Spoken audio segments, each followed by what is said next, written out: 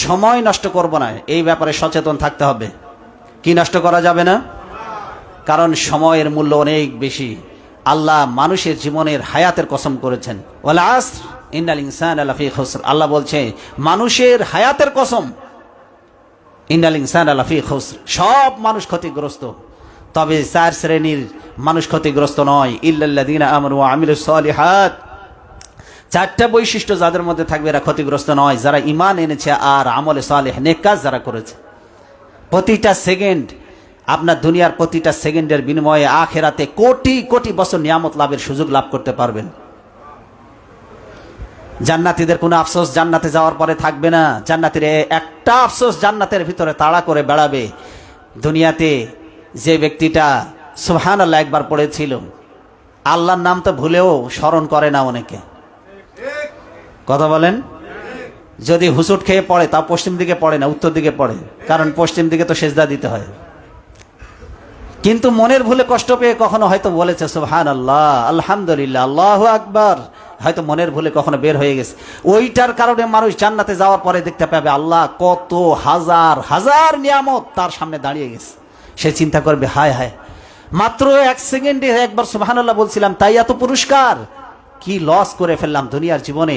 ওই হায়াতটাকে ভালো কাজে লাগাই নাই, যদি লাগাতাম কত নিয়ামত জান্নাতের মধ্যে আল্লাহ আমার জন্য তৈরি করে দিতেন। সুবহানাল্লাহ। ওয়াতাওয়াসাবিল হক ওয়াতাওয়াসাবিস সবর। যারা মানুষকে ধৈর্যের পরামর্শ দেয়, মানুষকে হকের আদেশ করে, নিজেরাও হকের উপরে প্রতিষ্ঠিত থাকে, আল্লাহ বলছে এরা ক্ষতিগ্রস্ত নয়। এছাড়া যারা আছে সব ক্ষতিগ্রস্ত। এই জন্য ঈমান আনবেন যথাযথভাবে, আর ঈমানের সাথে নেক কাজ করবেন। আমাদের দেশে তো অনেকে বলে, হুজুর আমি কি ঈমানদার না, কিন্তু নেক কাজের বেলা নাই। তো তুমি কিসের ঈমানদার? আল্লাহ বলছে যারা ঈমান আনে আর নেক কাজ করে। ঈমানের দাবি হলো নেক কাজ করা। তুমি মিয়া নিজেকে দাবি করো মুসলমান, নিজেকে দাবি করো ঈমানদার, নামাজ পড়ো না, তুমি কিসের মুসলমান? তুমি নিজে কিসের ঈমানদার? ইবনে মাসউদ রাদিয়াল্লাহু তাআলা আনহু বলেন, আমি ওই দিনের মতো আর কোনোদিন অনুতপ্ত হয়নি যেদিন সূর্য ডুবে আমার হায়াত কমে গেছে, কিন্তু আমলে কোনো নেক আমলের বৃদ্ধি ঘটেনি। বহু মানুষ আছে যখন ঘুম থেকে ওঠে আর যখন শুতে যায় এর মধ্যে কোনো ভালো কাজ নাই, শুধু খারাপ আর খারাপ। এরকমের মানুষও কি আছে না নাই? এটা কথার জবাব দেন, আছে না নাই?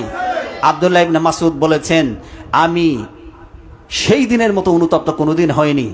আমি যখন উঠলাম, যখন ঘুমাতে গেলাম, এর মাঝখানে আমার কোনো নেক নাই, কোনো আমল নাই, কোনো ভালো কাজ নাই। নবীজি সাল্লাল্লাহু আলাইহি ওয়াসাল্লাম আমাদেরকে সময়ের ব্যাপারে সচেতন করেছেন। আল্লাহ সময়ের ব্যাপারে সচেতন করেছেন। সময় নষ্ট করা মৃত্যুর চাইতেও জঘন্য। কথা কি বুঝতে পেরেছেন? নবীজি সাল্লাল্লাহু আলাইহি ওয়াসাল্লাম কেন সময়ের ব্যাপারে এত গুরুত্ব দিয়েছেন? কারণ শুনুন, সময় নষ্ট করা এটা দুনিয়া এবং আখিরাত থেকে বিচ্ছিন্ন করে দেয়। সময় নষ্ট করবেন, দুনিয়া এবং আখিরাত থেকে বিচ্ছিন্ন হয়ে যাবেন। আপনি দুনিয়াতেও সফলতা পাবেন না যদি সময় নষ্ট করেন, আর আখিরাতে তো পাবেনই না। কারণ মৃত্যুর মধ্যে দিয়ে মানুষ দুনিয়া এবং আখিরাত দুটো থেকে বিচ্ছিন্ন হয়ে যায়। আলমে বারজাখে তাকে থাকতে হয়। এই জন্য সময়টাকে মূল্যায়ন করুন, সময়টাকে গুরুত্ব দিতে শিখুন।